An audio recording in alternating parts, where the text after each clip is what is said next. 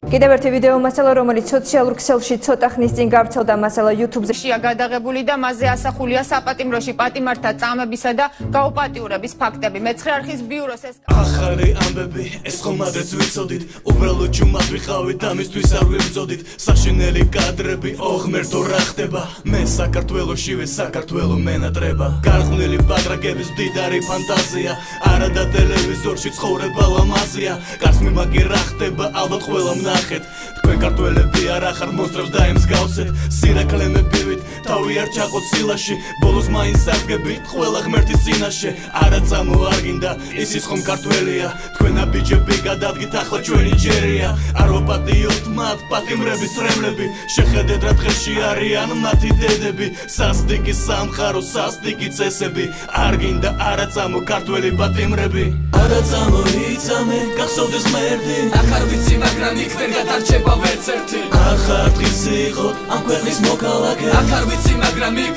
ღმერთია მოსამართლე არა წამოიცამე გახსოვდეს მერდი აქ არ ვიცი მაგრამ იქ ვერ გადარჩება ვერც ერთი ახარ დღის იყოთ ამ ქვეყნის მოქალაქე აქ არ ვიცი მაგრამ იქ ღმერთია მოსამართლე ქვეყანა დააქციეს საპყრობილეთ აქციეს ხალხის ნახევარი ციხეში გააქციეს ნახევარი ხალხისთვის სატარებს აქციებს იქნებ მიაწოდონ სიმართლე მასხარა მაქციებს რა გჭირთ რას აკეთებ თვალები გაახილეთ პატიმრების ადგილას თქვენი თავი დააყენეთ როცა ერთსა წამებს ხუთი კაცური გონიათ არაფერია სამუდამო ალბათ გაგიგონიათ კანონზე ლაპარაკობ თვითონვე არ ღვევთ კაცობაზე ლაპარაკობ აქაც არ ღვევთ ნეტა ვინ მოგცავთ ამდენი სუფლება ყველა ჩაგეთის უსურვებთ თავის უფლებას